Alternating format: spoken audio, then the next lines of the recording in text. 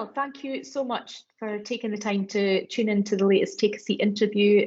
This time it's Manny who's going to tell us all about Sleeperz and what he does for a day job. So Manny, do you want to maybe just kick us off and just tell us a bit about you and what you do? Yeah, sure. So general manager, Sleeperz Hotel in Dundee City Centre, part of the waterfront development, 120 bedroom. We're quite a newcomer in the city.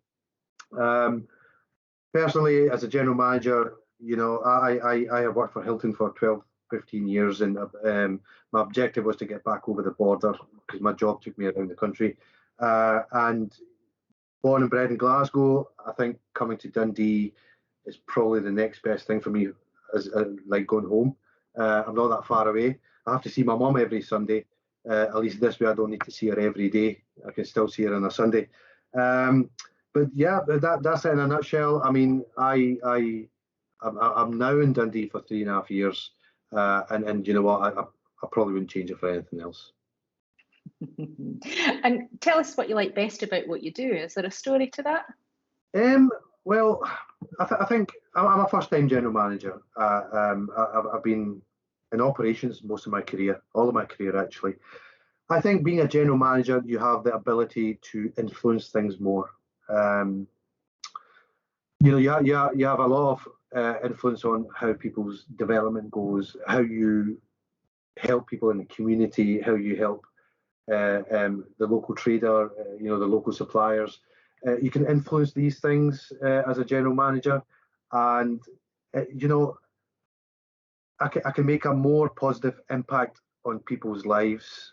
We've done a lot of charity work, a lot of people development. I'm actively involved in the community, and I think if I wasn't a general manager, it would probably be just a wee bit more of a struggle to do that.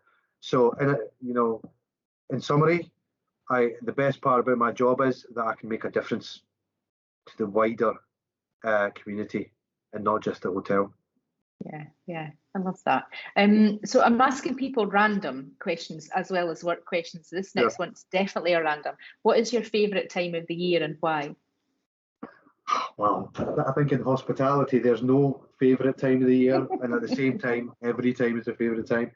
But I think Q4, if a lot of people can relate to that, is probably the time we look forward to, because you've finished the busy period of the season, and you have a lull for a couple of months to step back, regroup, and reassess where you need to be in preparation for the Christmas rush, and then the whole thing you're planning for the following year.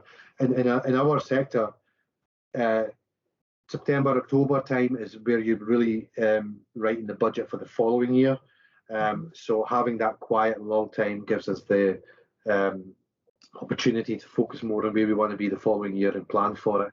So as a general manager, that's probably my most favourite time. Least favourite time, if you were to ask me, is probably before the leisure, the Christmas season, because you're waiting for it. You're waiting for the bang. And it's disappointing if it doesn't work out that way.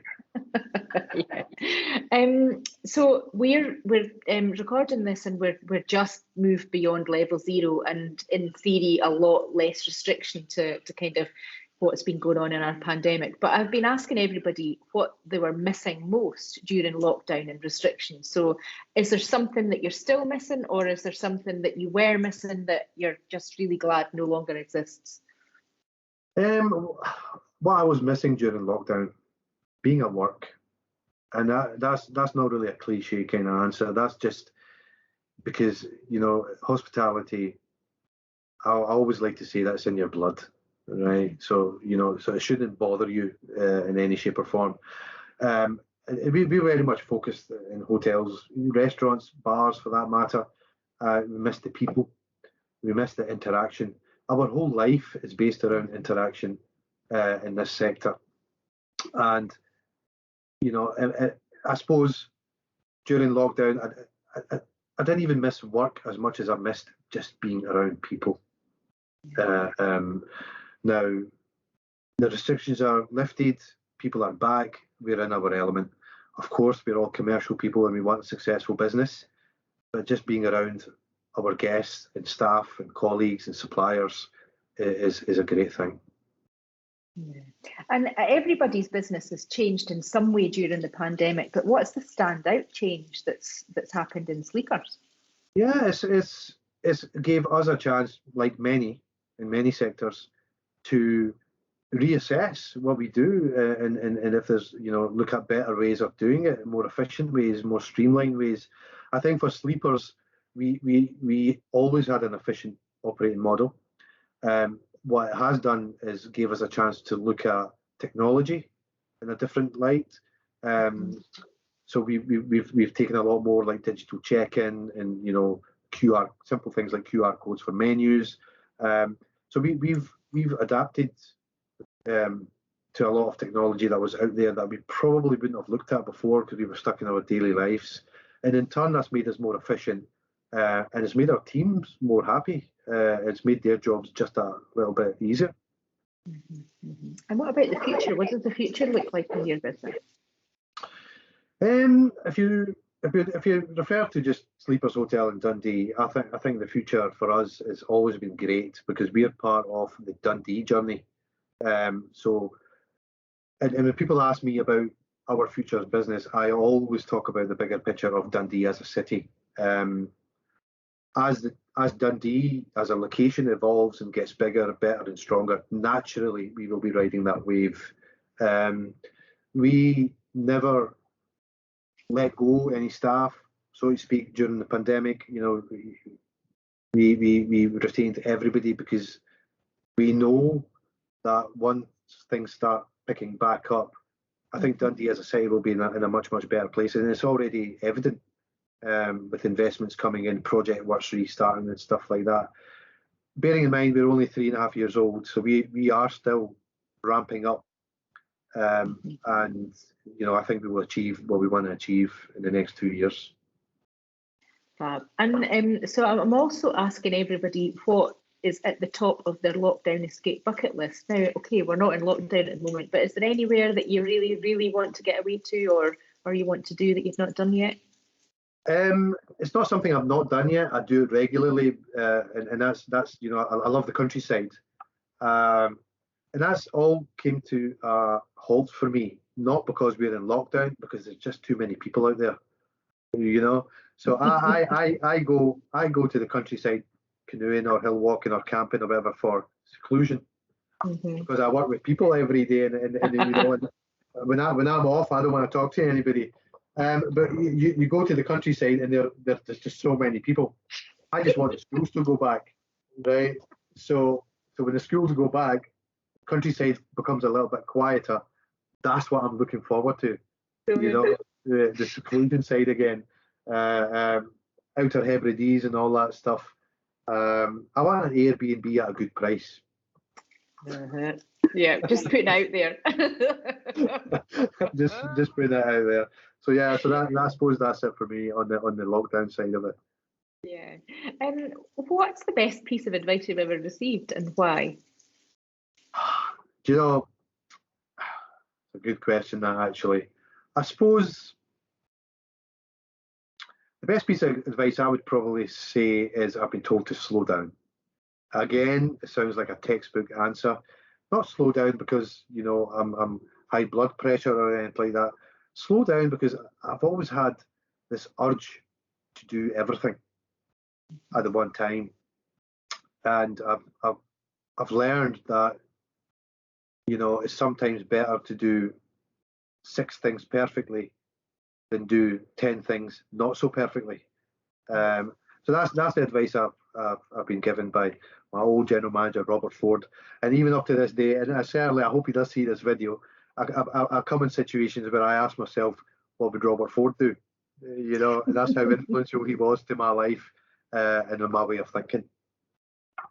And what about you? Do you have a message for people out there about the things you've learned yourself about the world of work and business? What would that message be?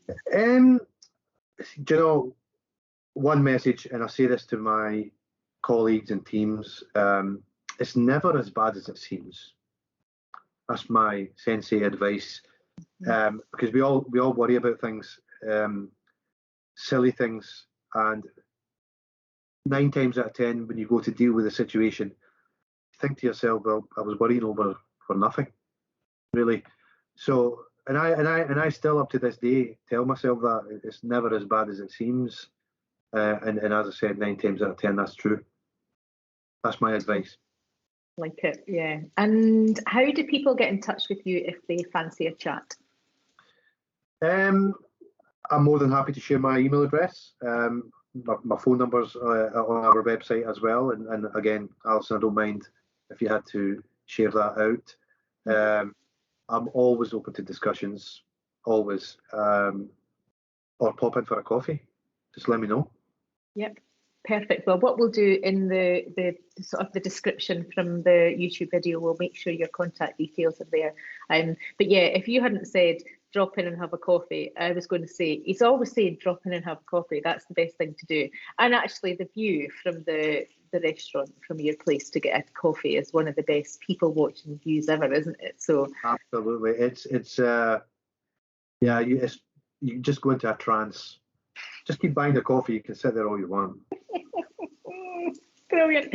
Well, Manny, thank you so much for coming on and answering all my random and not so random questions. I thoroughly appreciate it. And you are also getting a little bit of a grilling from us because we are very privileged to have you on the Chamber Board. And I do very much thank every one of our board members that takes the time to support what we do. You know, you're there to represent our members, and it's really important. So thank you for not only doing your interview, but for all the support you give us. So huge thanks, Manny. Thank you for coming on. Thanks for having me, Alison. Thank you.